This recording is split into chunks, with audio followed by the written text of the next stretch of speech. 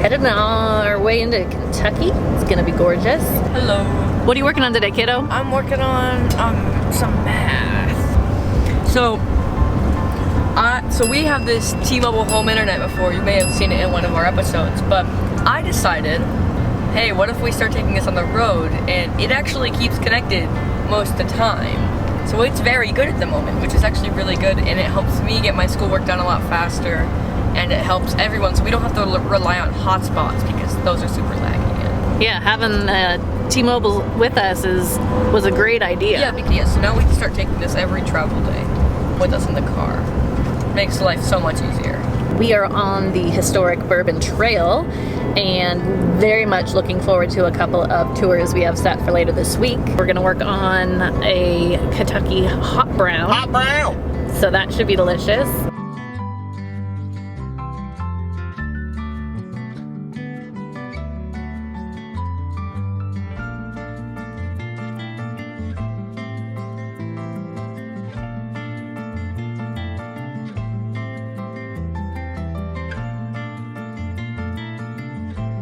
As the yeast is consuming all that sugar, giving off carbon dioxide in exchange.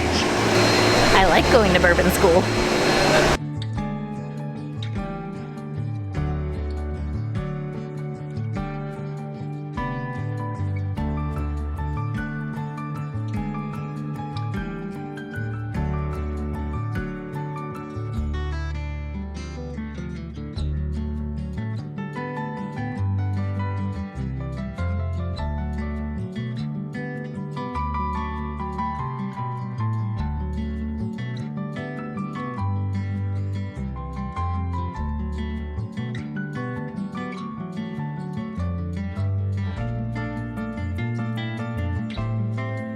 The tour was amazing. It was very informative and really entertaining.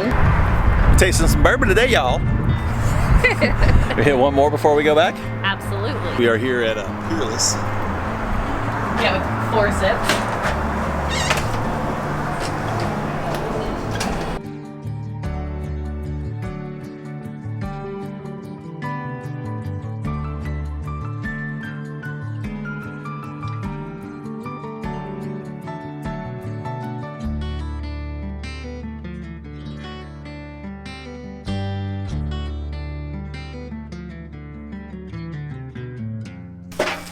How's dinner coming, baby doll? Brenner is coming along just great. Crisping up these hash browns on the old Blackstone. Sunset's beautiful back there. I know, it can't get, it just looks bright. Because you're going to have to change the settings Oh. for low light. So the trick for crispy hash browns on the griddle is you obviously want a super hot griddle, a decent amount of fat, right? So I like to use a mix of bacon grease and butter. Press them out really, really thin, and then I'll cut them in sections. And you get a nice little toasty golden brown. You cut them in sections and it's a lot more manageable to flip over. Put them into like a patty. So that's more like that Waffle House kind of hash brown deal.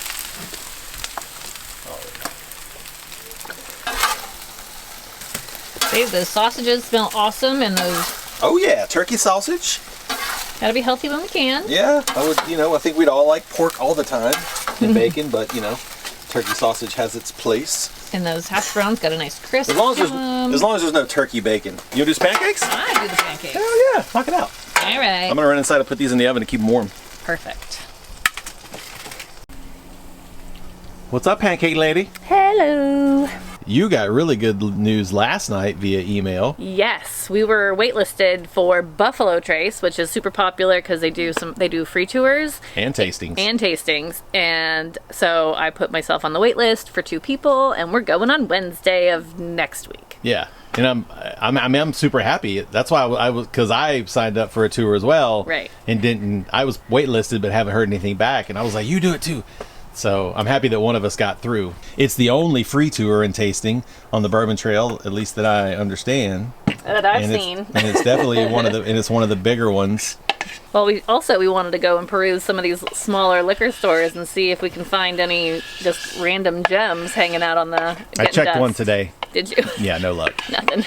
All right, so Yeah. Scrambled eggs. Yeah, getting some of these babies going while my pancakes finish off. The trick is to not let it run down the back and out. Oh yeah, you don't want to lose your product.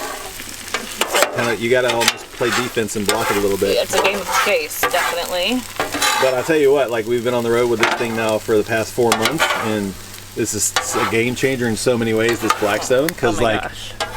they're so half the dishes as far as cooking. Like, I mean, obviously we still have bowls and stuff like that, but there's so Yeah. much less to clean when we use this. Oh, seriously. And obviously not having a dishwasher anymore, and you know, It's been worth every penny. yes.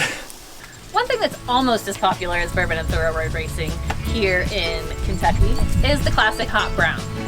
Created back in the 1920s for the guests of the Brown Hotel who were out late drinking and dancing, this popular sandwich consists of toasted white bread, sliced roasted turkey, fresh tomatoes, and crispy bacon, all smothered in a delicious Mornay sauce. I'm gonna get started on that Mornay with making a little roux.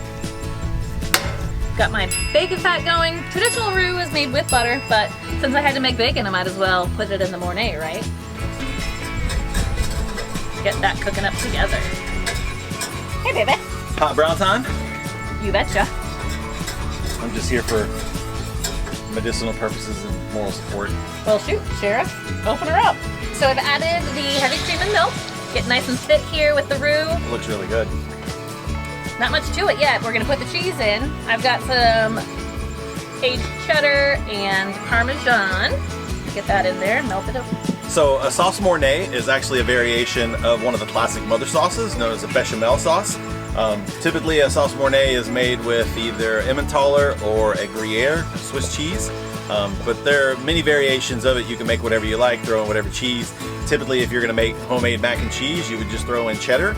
And hey, guess what? You just made sauce Mornay. Oh, looks good. Get a little salt and pepper in there. Get that grill on so we can start building these sandwiches. Let's do that. That smells so good. Cracked pepper in there. I'm only gonna use a little bit of salt because the cheese is salty, the bacon is salty, the turkey's already roasted with seasoning, so we don't want to blow out our palate. This I'm gonna just let sit. Looks fantastic. All right, let's get this bread toasted up so we can go ahead and knock these hot browns out. We're going to a little bit of avocado oil. It's high temp, so if you're cooking on the Blackstone, you don't have to worry about it burning. It's got a higher smoke point, and it also has some reserved bacon grease that we put in here as well. So we're going to throw our Texas toast on, get that nice and toasty. You're getting bombarded by yellow jackets. Yeah, the yellow jackets are out in full force here in Kentucky right now. I mean, I can't blame them. It smells delicious. We're going to heat up some of this turkey. Yeah. We don't have to worry about getting too hot because the Mornay is going to be warm. Traditionally, when they make it at the hotel, they build it into like an oven-safe dish, and they just put the bread on the turkey on the bread with the tomatoes and the sauce, and then they warm that, and then when it comes out, they put the bacon on top, a little bit of paprika, cheese, parsley, and put it in the broiler just to give it some color. Ah.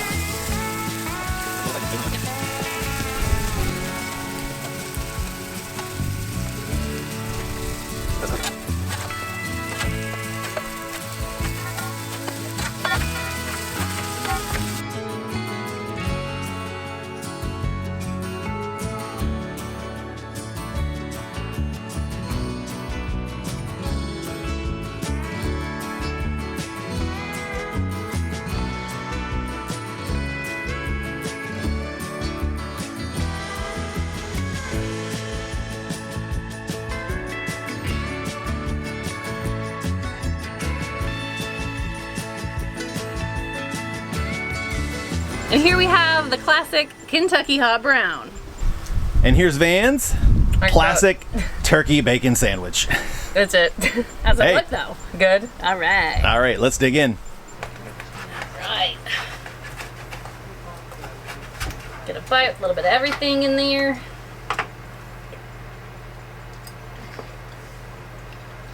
That's fantastic. You know what I was thinking of when we were building those sandwiches out there?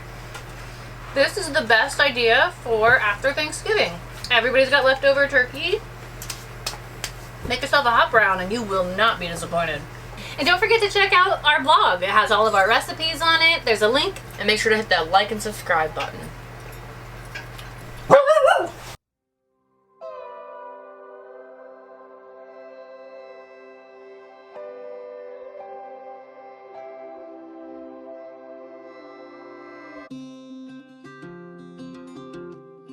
Okay, so we are playing Flux at the moment, so yippee! Alright, so it's my turn. Yeah, it's your turn. Father.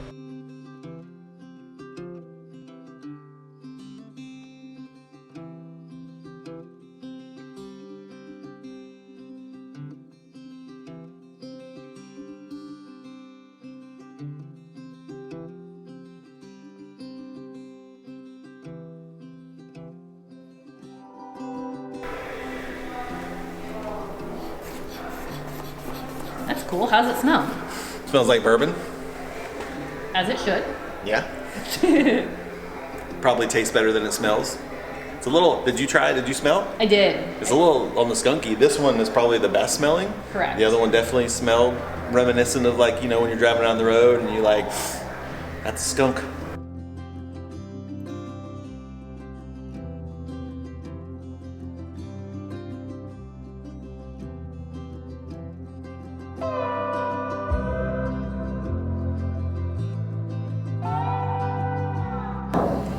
Where does the barrel come from?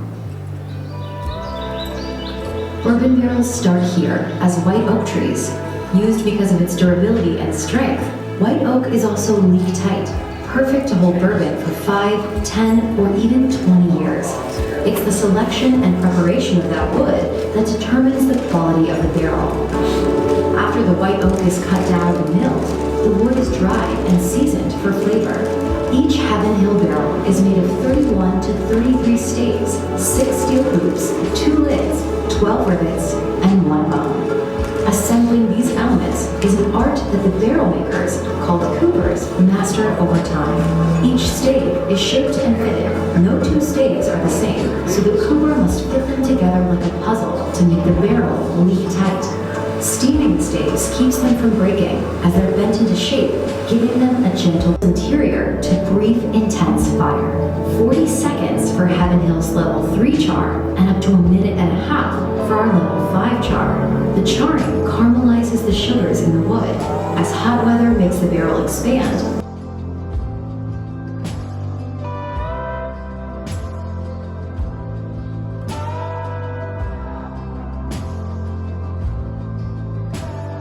or rye whiskey or any kind of rye, you'll feel the initial bite on the tip of your tongue. And this is the World Bourbon Competition in 2015, and it won double. Wow, the tasting experience at Heaven Hill was really top-notch. Very interactive little walkthrough area, and the tasting was very well done as well. But now we're off to Buffalo Trace for our last little tour and tasting. The only free tour and tasting on the Bourbon Trail, so let's go check it out. We are at Buffalo Trace Distillery today doing the Trace Tour, doing a little sampling. Van gets to try a little bit of root beer. And ginger ale. And ginger ale. So it's going to be a good day.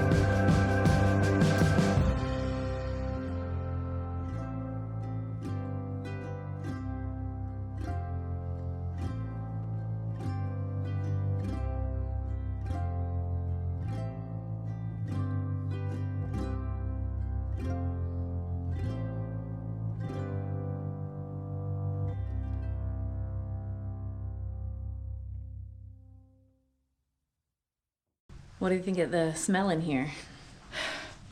It smells like vodka. It sounds like a high alcohol smell. He was talking about watermelon. What was it? Watermelon and whiskey. That sounds so good. That doesn't. Not if you're a whiskey drinker. Oh.